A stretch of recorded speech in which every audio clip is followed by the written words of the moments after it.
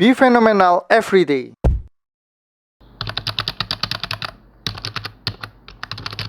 Halo guys, kembali lagi bersama saya. Hari ini tanggal 13 Agustus ya. Kita seperti biasa akan membahas tentang analisa saham mingguan. Nah, sebelum masuk ke analisanya, minggu ini ada saham yang fenomenal ya, yaitu saham Bukalapak, di mana saham ini sudah menjadi primadona ya. Semua orang mata tertuju kepada pergerakan saham Bukalapak. Udah seperti Lionel Messi pindah ke PSG ya. Semua orang pada membicarakannya. Nah, saya akan terlebih dahulu untuk membahas tentang pergerakan saham Bukalapak selama seminggu ini. Dan apa saja sih yang perlu kita cermati ya.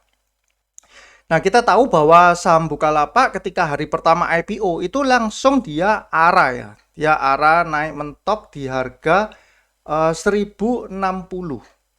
Ya, jadi dia langsung auto reject atas. Namun di hari Senin ini, hari keduanya, dia waktu opening itu langsung AR kanan ya. Jadi opening 1325, namun closingnya itu turun ya, turun di level 1110. Masih plus sih, masih plus 4,72%. Namun banyak sekali retail-retail tuh yang nyangkut beli di ujung ya. Kenapa? Karena gosipnya Bukalapak ini kan akan arah berhari-hari sampai ada tabelnya itu hari ke satu arah berapa, hari kedua arah berapa, sampai beberapa hari lah. Sehingga banyak retail-retail yang nggak kebagian barang, akhirnya di hari kedua ini langsung ditabrak di harga AR kanannya 1325. Dan posisinya langsung floating minus ya. Nah, saya ingin membahas terlebih dahulu itu fenomena di pergerakan Bukalapak seperti ini ya. Bukalapak sendiri itu kan banyak sekali analis-analis yang menganalisa saham ini. Kita bisa melihat ini ya, saya coba tunjukkan. Ini adalah research dari Nomura ya. Dia ratingnya itu adalah buy. Jadi di tanggal 6 Agustus dia mengeluarkan research itu buy. 6 Agustus itu berarti di hari pertama IPO ini ya. Untuk buy dengan target price 1620. Tentu seorang analis kan profesional ya di bidangnya, sehingga dia akan menyajikan data-data yang konkret, yang aktual ya. Nah, seperti ini ya. Ini saya nggak bahas karena akan memakan waktu sangat banyak ya. Intinya di Nomura dia rekomend buy dengan target 1600-an.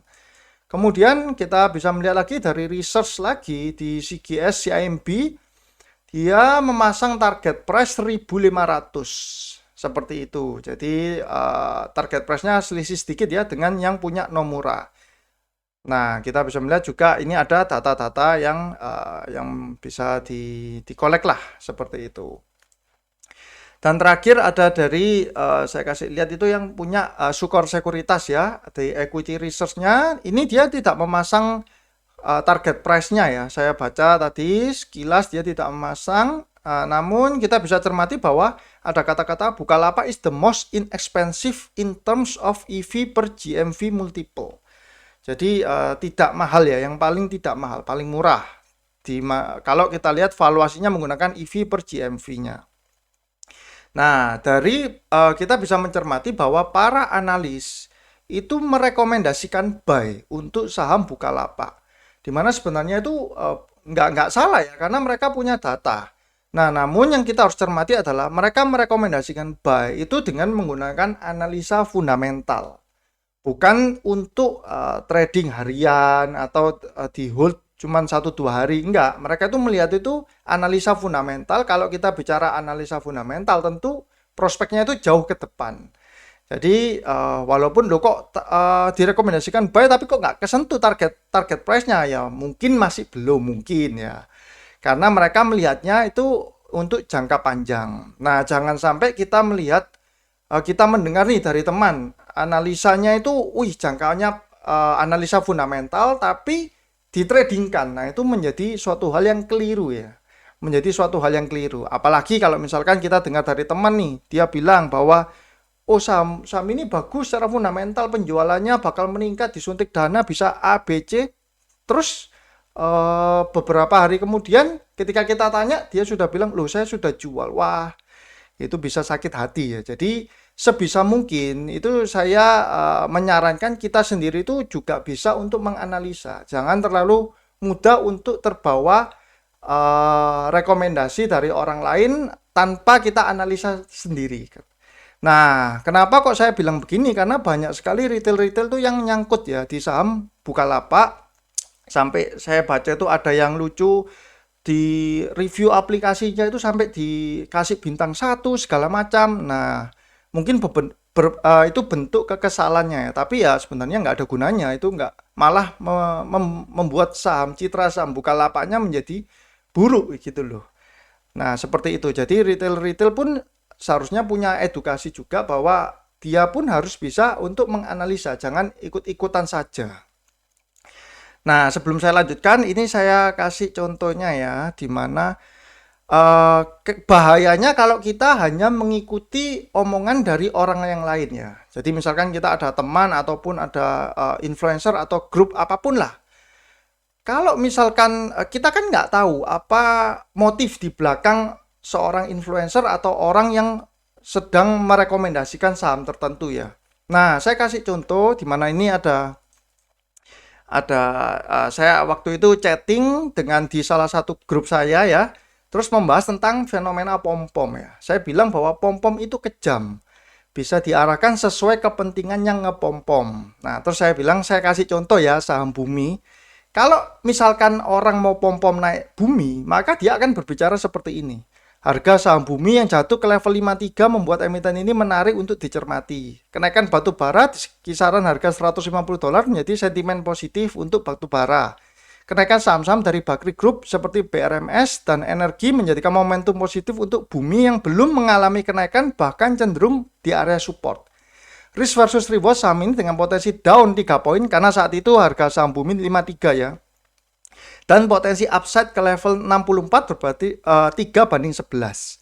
Bumi mempunyai cadangan batu bara terbesar di Indonesia, dan dari segi kepemilikan saham tercatat investor Bambang Sihono yang terus-menerus melakukan aksi pembelian saham ini. Nah, ini saya ketikkan 1423. Ini kalau misalkan orang mau pom-pom saham Bumi, tentu dia akan membuat berita seperti ini.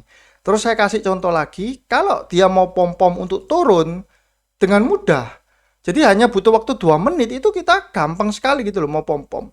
Tinggal harga saham Bumi yang jatuh ke level 53 berpotensi mengakibatkan saham ini kembali tidur di level 50. Nah, dari kata-katanya ini faktanya memang di 53, tapi kita bisa twist untuk naik atau turun seperti itu. Di tengah kenaikan harga batu bara, saham ini belum mampu menunjukkan tanda-tanda kenaikan. Di saat saham-saham saudaranya seperti BRMS dan Energi yang mengalami kenaikan, Bumi justru tertekan ke bawah.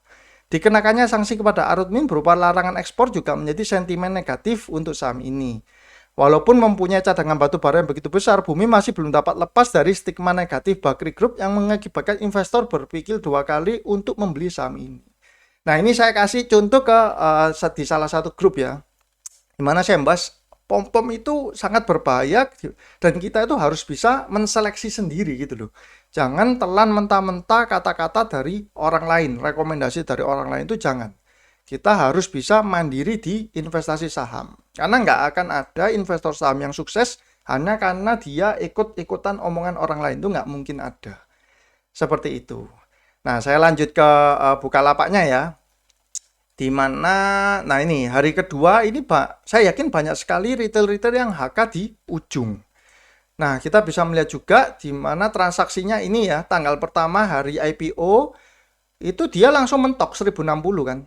Opening langsung AR kanan. Volume transaksi 555 miliar. Berikutnya di tanggal 9, ini hari Senin ya, 9 Agustus, dia sempat AR kanan tapi diguyur oleh Citigroup. Ini ya, CG. Nah, CG ini kalau kita lihat, itu sebenarnya adalah broker asing ya. Nah, ini kita bisa lihat dari transaksi foreign, CG jual sebanyak 661 miliar. Seperti itu. Jadi sebenarnya di Bukalapak ini ada pertarungan ya, antara lokal dengan asing. Karena diguyur di hari kedua oleh asing memakai CG. Nah, ketika di hari kedua ini diguyur, itu santer ya, bahwa ada banyak sekali berita-berita positif yang dikeluarkan di saham Bukalapak. Nah, salah satunya itu adalah masuknya fund manager itu di saham Bukalapak. Ini mulai di-blast kemana-mana. Dan memang benar kalau kita melihat di salah satu fund fact sheet-nya Schroeder ya, Schroeder 90 Plus Equity Fund itu ada saham Bukalapak. Nah, ini ya, padahal di tanggal 30 Juli 2021. Jadi Schroeder 90 ini masuknya itu ketika book building ya, bukan ketika pooling. Nah, mungkin teman-teman yang book building kan pasti dapatnya cuma sedikit kan, 0,06% kurang lebih. Nah, yang pooling kan dapatnya banyak, sekitar 24% ya. Jadi di Schroeder ini masuk di saat book building. Dia di 30 Juli sudah keluar saham dengan bobot terbesar, salah satunya sudah Bukalapak. Terus kita bisa melihat juga bahwa di Schroeder dana ekuitas utama, fundnya yang lain itu juga ada saham Bukalapak di sini. Jadi fund manager ini sudah kalau menurut saya sudah ada portfolionya yang dimasuki oleh saham Bukalapak. Ini menjadikan pertarungan ya antara lokal melawan guyuran asing. Seperti itu. Nah, karena melihat hal ini, saya melihat bahwa sebenarnya saham Bukalapak ini masih ada potensi untuk naik ya. Asalkan lokal ini mampu bersatu untuk menghadapi guyuran dari si asing. Nah, kalau kita lihat lagi di hari ketiga ternyata saham ini masih tertekan ya. Dia open di 1130 tapi closingnya di 1035 atau ARB. Turun mentok ya di 1035. Nah, kita lihat lagi di hari ketiga itu di ini ya tanggal 10 yang berjualan kali ini malah lokal yaitu MG. Foreign-nya imbang ya antara ya AK beli, CS jual. Nah, ini nominalnya kurang lebih imbang. Seperti itu. Yang banyak itu adalah di top sellernya malah si MG. Wah, ini mengakibatkan sudah asing di hari kedua jualan, hari ketiga lokalnya jualan si MG. Berikutnya hari keempat. Hari keempat dia opening turun tajam ya, 965. Dan closingnya 965 juga, walaupun sempat bangkit ya ke 1000, ke level 1000 ini. Namun dia ditutup juga ARB kedua kalinya. Seperti itu. Nah, di hari keempat ini kalau kita lihat transaksinya, si CG kembali menjual. Nah, kita lihat lagi ya, CG ini apakah CG lokal atau asing? Ternyata dia adalah CG yang asing. Seperti ini, kita bisa melihat ya. Namun, dari sisi broker summary, ada harapan di hari keempat ini. Kenapa? Karena PD itu menjadi top buyer dengan nominal 278M. Nah, PD ini seperti kita ketahui kan sekuritas retail biasanya, Indo Premier. Namun, nggak mungkin kalau retail bersatu padu beli 278M ini nggak mungkin. Ini pasti ada pemain besar yang memakai sekuritas PD. Seperti itu. Itu analisa saya ya. Jadi, PD di sini bukan PD retail yang beli 2,9 juta lot. Nggak mungkin ini. Yang kedua ada MG. Jadi, MG yang berjualan di hari ketiga IPO, di hari keempat dia menjadi net buy ya. Nah, dia jual di 1049, sekarang dia net buy di 966. Nah, yang mengguyur tetap asing ya. CG, RX, CS seperti itu. Tapi di sini kita bisa melihat bahwa ada secercah harapan. Nah, kalau kita perhatikan sebelumnya di saham Bukalapak ini, hari pertama kan langsung arah. Ini kita nggak bisa terlalu banyak informasi ya. Kalau kita lihat di hari kedua yang arahnya turun, nah, jumlah sekuritas yang menjual itu kan sampai sini saja. Sekuritas yang beli itu sampai bawah. Nah, sampai banyak sekali. Artinya itu ada distribusi di hari kedua IPO ini. Ketika mereka jualan, yang beli itu ini ya, yang nampung ini kan banyak sekali sekuritas dan nominal-nominal kecil ini juga banyak kan. Artinya retail masuk di hari kedua. Jadi kalau saya bayangkan, retail ini banyak yang nyangkut pertama di harga arah. Terus yang kedua di level harga 1200-an ini. Ini ya, karena ini harga rata-ratanya kan kalau kita lihat sekilas kurang lebih di level 1200. Nah, 1200-an ini retail juga banyak yang nyangkut. Terus di hari ketiga, kita bisa lihat lagi jumlah sekuritas yang jualan itu segini ya. Sekitar berapa? 1, 2, 3, 4, 5, 6, 7, 8, 11, 10, 11, 12, 13, 14, 15, 17 sekuritas yang berjualan. Yang beli, sekali lagi ini ada banyak sekali. Nah ini ya, sampai tak scroll ini bisa. Nah artinya ada 66 ya yang beli. Artinya ada distribusi lagi di hari yang ketiga. Dan retail masuk lagi di average kurang lebih sekitar 1000-an ya. 1000 lebih, 1020 mungkin sampai 1060. Nah, di level sekitar 1020 sampai 1060. Di hari keempat, kita bisa melihat bahwa retail juga masih melakukan aksi beli ya ini. Ada 61 sekuritas buy, yang sell ada 27 sekuritas. Seperti itu. Tapi sudah mulai banyak yang berjualan juga di sini. Nah, sampai di hari ini tanggal 13 ya. Tanggal 13 kita melihat bahwa banyak mulai ada 42 sekuritas yang berjualan. Nah, di sini kalau saya boleh bilang ini retail-retail sudah pada cut loss ya. Sudah banyak yang mulai cut loss. Dan di hari ini terlihat CG ya, Citigroup ini melakukan aksi buy 316 miliar atau 3,2 juta lot. Nah, ini menandakan suatu sudah mulai kelihatan ada yang mulai buyback ya, mulai beli kembali. CG-nya ini adalah CG asing. Walaupun di hari ini kalau kita cermati pergerakannya, sebenarnya yang menjadi penggeraknya pertama itu bukan CG. Yang menjadi penggeraknya pertama itu adalah MG dan RF. Tapi MG dan RF ini lincah sekali, dia langsung switch ya. Jadi dia buy 298 miliar, 3,1 juta. Akhirnya dia malah net sell. Ini ya 3,8 juta. Berarti RF jualan sekitar 700 ribu lot. Sedangkan MG dari 5,2 juta buy, sell menjadi 6,2 juta. Jadi total net sell-nya 1 juta lot. Seperti itu. Jadi kita bisa lihat ya bahwa di hari terakhir ini, hari Jumat ini, CG ini sebenarnya menjadi penyelamat ya. Penyelamatnya Bukalapak. Karena dia yang menjadi net buy. Di mana RF dan MG itu malah yang awalnya buy menjadi net sell. Seperti itu. Padahal RF itu salah satu yang bentar, RF atau CG saya agak lupa ya. Prospektus. Nah, Buana ini RF ya. RF sama Mandiri ini CC. Buana ya RF. Jadi RF itu adalah yang salah satu yang underwriter-nya. Dia berubah menjadi net sell. Nah, dari data ini kita bisa tahu bahwa yang pertama ya, fund manager itu sudah memasukkan di portfolio reksadananya ya. Di harga berapa? Tentu kita tahu harga IPO-nya di 850 levelnya. Itu yang pertama, kesimpulan yang pertama kita dapat. Terus yang kedua, kalau kita mencermati di hari terakhir ini, Jumat ini retail sudah mulai banyak yang cut loss ya. Sebelumnya kan retail ini masih hold keras ya, yang di average 1200 sama di level 1000 itu masih hold keras. Tapi di hari Jumat ini sudah banyak yang mulai berjualan. Terlihat dari sekuritas yang berjualan itu ada 42. Seperti itu. Biasanya kan 20-an ya. Nah, jadi saham ini mungkin kalau saya bisa bilang itu supportnya tentu di harga IPO ya, di level 850 itu titik yang menurut saya cukup aman kalau kita buy di sana untuk spekulasi buy ya, untuk trading. Nah, kalau terus potensi naiknya tentu masih ada kalau kita melihat dari transaksi terakhir di mana retail sudah jualan dan ada sekuritas yang mulai pembeli kembali, yaitu CG.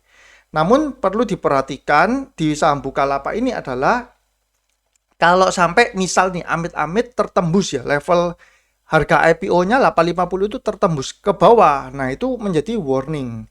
Kenapa saya bilang warning? Karena sebenarnya banyak orang-orang itu yang salah persepsi tentang saham Bukalapak. Mereka menganggap bahwa investor lama itu tidak bisa berjualan sama sekali. Nah, kalau saya cermati di prospektusnya di sini, dia itu ada dua jenis saham yang di lock up ya. Ada yang namanya lock saham, ini ya, para pemegang saham wajib lock up. Kalau para pemegang saham wajib lock up, itu dia tidak bisa berjualan. Tidak bisa berjualan saham ya. Tapi yang kedua ini adalah namanya para pemegang saham lock up sukarela. Nah, lock up sukarela itu sepakat untuk tidak menjual atau mengalihkan 90% sahamnya dalam perseroan sampai dengan 8 bulan. Ya kan? Namun, ada kata-kata ini yang membuat saya merasa ambigu ya. sampai dengan 8 bulan setelah pernyataan pendaftaran sehubungan dengan penawaran umum perdana menjadi efektif berdasarkan perjanjian ditandatangani antara masing-masing dari pemegang saham lock-up sukarela dengan perseroan kecuali memperoleh persetujuan tertulis terlebih dahulu dari perseroan. Artinya kalau perseroannya menyetujui untuk dijual, ini saya bukan orang hukum, namun kalau saya membaca kalimat ini, saya bisa mengartikan bahwa kalau sampai perseroan setuju untuk pemegang saham lock-up sukarela ini untuk menjual saham, ya itu boleh dilakukan transaksi itu. Seperti itu. Itu yang saya baca ya. Nah, kalau teman-teman mungkin ada yang lebih ahli dalam kata-kata di hukum seperti ini, ya mungkin bisa bantu di kolom komentar ya. Nah, ini saya nangkapnya sih seperti itu. Ya, jadi ini mungkin salah satu yang wajib kita cermati ya di sini ya. Kalau sampai tertembus di 850 ke bawah, artinya kan menjadi floating profit portfolio para fund manager itu kan. Nah, itu menjadi suatu tanda tanya, kok bisa? Itu kalau sampai skenario-nya tertembus. Namun kalau saya pribadi melihat sebenarnya ini masih ada potensi untuk up ya. Dan saya seperti di video saya yang sebelumnya di review IPO Bukalapak, saham ini sebenarnya lebih cocok untuk spekulasi ya. Ketika IPO hari pertama biasa kan naik kan, yaitu mungkin di sell seperti itu. Lebih cocok seperti itu daripada kita untuk hold jangka panjang ya. Nah, berikutnya apa yang perlu dicermati lagi dari saham Bukalapak adalah, nah kalau kita lihat di sini kita bisa melihat laporan keuangannya kan. Dimana untuk teman-teman yang mau berencana untuk memegang jangka panjang ya, di sini kita bisa melihat bahwa laporan keuangannya per 2020 kemarin full year-nya itu dia mempunyai equity 1,6 triliun ya, cash 1,4 triliun. Dengan adanya IPO kali ini tentu akan ada dana yang masuk ya ke cash. Ya kan? Akan ada dana yang masuk ke cash, mungkin tidak 21 triliun. Kenapa? Karena kan dia ada, kalau saya nggak salah ingat itu ada 30% yang untuk anak perusahaan kan. Jadi nggak semuanya langsung menambah 21 triliun, mungkin tidak ya. Karena akan ada yang tersalurkan. Tapi kita harus mencermati sisa berapa cashnya nanti ketika keluar laporan keuangan di Q3, Q4 itu kita harus cermati ya. Jangan sampai cash yang begitu banyak di IPO itu nanti tiba-tiba dengan cepat berkurang drastis seperti itu. Itu yang berbahaya. Nah, itu yang perlu dicermati kalau ada teman-teman yang mau menyimpan saham Bukalapak jangka panjang ya. Dicermati laporan keuangan kuartalannya. Jadi sekali lagi saya menghimbau juga ya untuk teman-teman yang trading saham, jangan sampai membeli suatu saham itu hanya karena kata-kata orang lain ya atau rekomendasi saja tanpa kita menganalisa sendiri. Kenapa? Karena kalau ternyata tidak sesuai dengan harapan kita itu bisa, waduh, mangkelnya luar biasa gitu loh. Tapi kalau kita beli saham terus turun karena sedangkan itu hasil analisa kita ya mungkin ya nggak terlalu sampai gimana gitu loh. Nah, seperti itu ya. Jadi lebih baik kita menjadi investor yang mandiri. Oke, sekarang saya akan masuk ke analisa mingguannya ya. Saya akan cepat saja karena sudah terpotong dengan tadi Bukalapak ya. Yang pertama dari harga coal, gila sekali ya. Harga coal ini 160 sekarang ya. Yang per Agustus 172 ya. September 168, Oktober 160. Ini harga coalnya itu sangat amat tinggi. Terus kalau kita lihat untuk IHSG sendiri, sebentar saya pakai yang dari RTI aja. Nah ini ya, pergerakan IHSG sendiri itu tertekan ya. Untungnya itu saham BCA itu masih strong. Kalau BCA ini jungkel ya, BCA ini turun, wah bahaya. Karena bobot dari Bukalapak itu juga cukup besar ya. Bobot saham Bukalapak. Kalau Bukalapaknya itu turun, itu dia impact terhadap IHSG itu besar. Dan transaksi value dari Bukalapak itu juga triliunan dalam satu saham. Ini ya, ini kan hari pertama IPO 500 miliar. Tapi kalau kita lihat berikutnya 4 triliun. Kemudian 1 triliun. Kemudian 2,6 triliun. Jadi transaksinya itu sudah triliunan. Kalau 4 triliun, misalkan IHSG satu hari transaksinya 10 triliun. 4 triliun sudah 40% ya. Nah, itu sudah banyak sekali. Kalau misalkan transaksinya 15 triliun, ya tinggal dikalikan aja berapa persen. Transaksi atas satu saham saja. Maka dari itu, Bukalapak ini sangat mempengaruhi IHSG. Saham-saham yang lain itu jadi tidak terlalu bergerak karena mata orang terkonsentrasi di Bukalapak. Nah, IHSG ini bergerak turun ya. Banyak saham-saham yang berjatuhan semua. Yang tidak berjatuhan hanya saham tambang ya, batu bara ya. Karena harga sahamnya kan harga batu baranya naik tinggi. Terus kita bisa melihat ya ada perbaikan lah ya di menjelang akhir-akhir ini. Sebelumnya ini sempat keseret panik ya. Panik karena Bukalapaknya ini AR bawah, AR kiri. Terus kalau kita melihat pergerakan dari asing, hari ini asing masuk 590 miliar, sedangkan selama 1 minggu asing itu out 404 miliar. Nah, kita cermati ya, saham apa saja yang dimasuki oleh asing. Ini adalah, nah di sini kita bisa melihat bahwa yang pertama asing paling banyak membeli saham BCA. Ini yang menjaga IHSG ya. Terus ada Astra dan ketiga ada Tefas. Ini ya.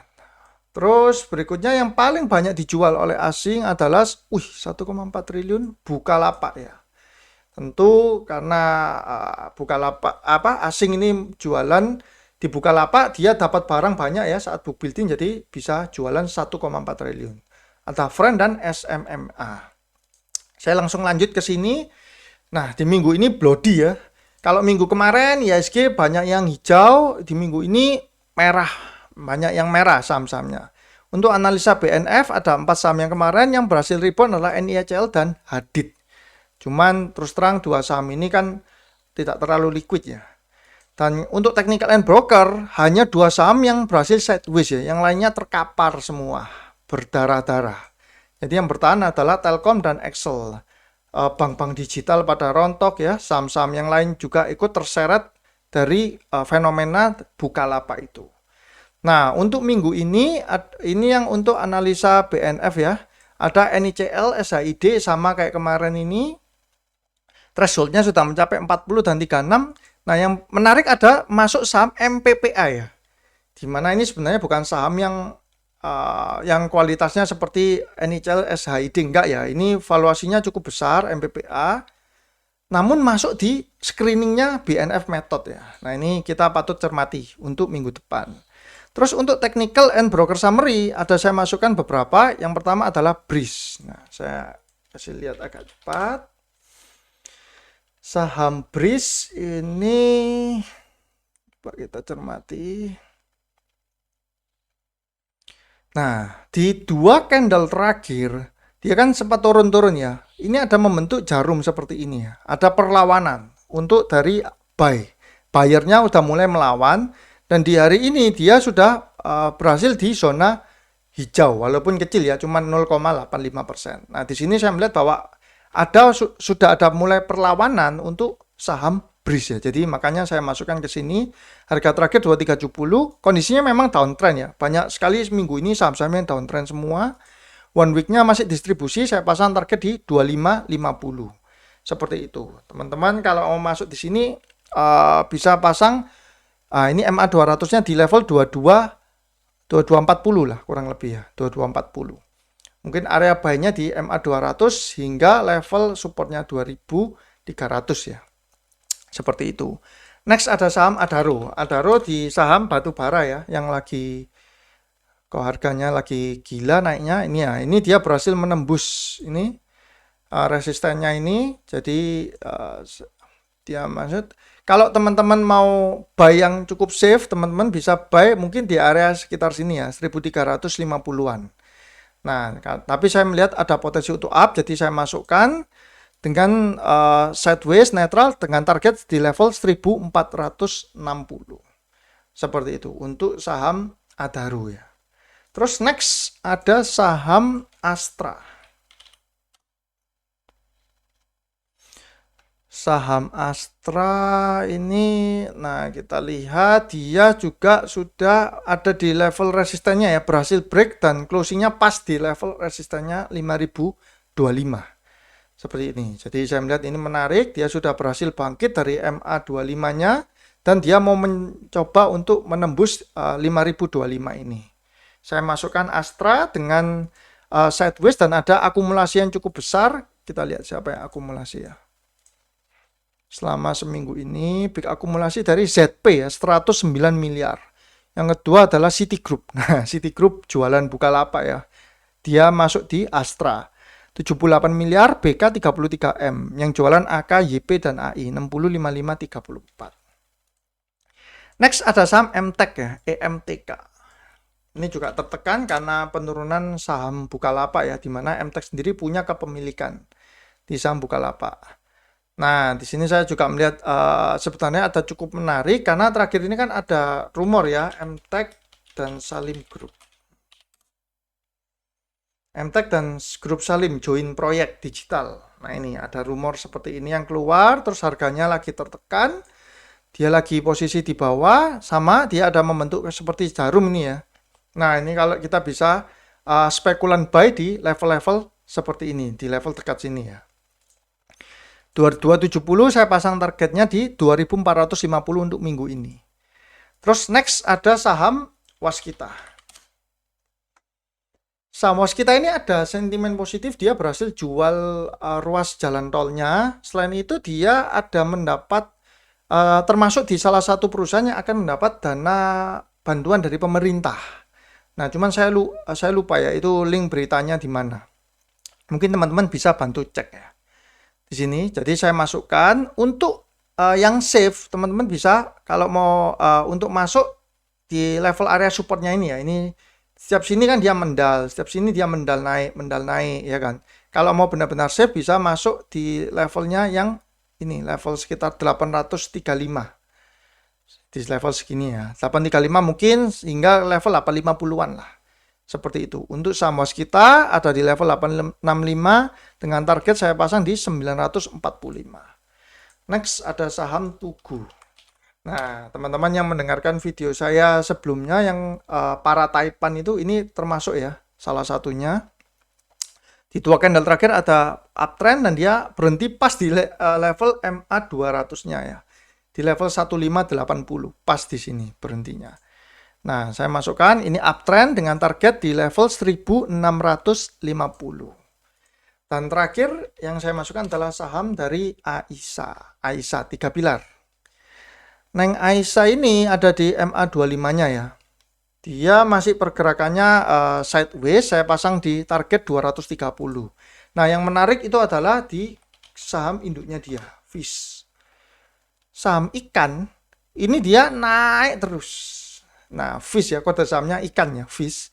Dia ini naik mentok terus. Kalau teman-teman tahu Vikasa Group, FKS Multi Agro ini, bentar ya. Aisyah ini, nah PT Pangan Sejahtera, kalau dicermati PT Pangan Sejahtera. Nah, ini ya. Itu adalah dari FKS Group. Nah, FKS Group itu yang tadi, Fish, itu yang saya maksud. Jadi, memang tidak related secara langsung, tapi dengan kenaikan harga saham Fish yang luar biasa, dan saya melihat di saham Aisyah sendiri juga lagi posisi di bawah ya. Nih, sebelumnya kan dia sempat level berapa nih? 300 lebih, bahkan sempat level 460, sekarang ada di level 200-an. Nah, ini menjadikan cukup menarik. Dia ada di level MA25-nya. Seperti itu. Dengan target saya pasang di 230. Jadi ini adalah untuk watchlist saya di minggu depan. Kalau teman-teman ada yang kepikiran saham-saham yang menarik, bisa tuliskan di kolom komentar. Dan juga kalau teman-teman merasa terbantu dengan video ini, bisa support saya dengan cara subscribe, like, komen, dan juga share ya, supaya semakin banyak orang yang menonton video ini. Untuk kali ini cukup sekian ya. Terima kasih atas support dan dukungan dari teman-teman semua. Semoga teman-teman sehat selalu dan sukses selalu. See you guys. Ini adalah portofolio bulanan ya, yang dimana menabung saham bulanan sudah 7 bulan, nggak terasa ya. Sekarang posisinya floating minus 10,6% ya. Seperti biasa saya taruh di BTN, HMSP, dan Telkom ya. Setiap bulan nabung kecil-kecilan ya, 1 jutaan lah ya. Kita lihat bahwa masih floating minus 10,6%. Nah, ini akan rutin saya lakukan dan akan saya update ya. Mohon maaf kalau di bulan ini ada keterlambatan, di mana saya biasanya mengupdate tiap awal bulan.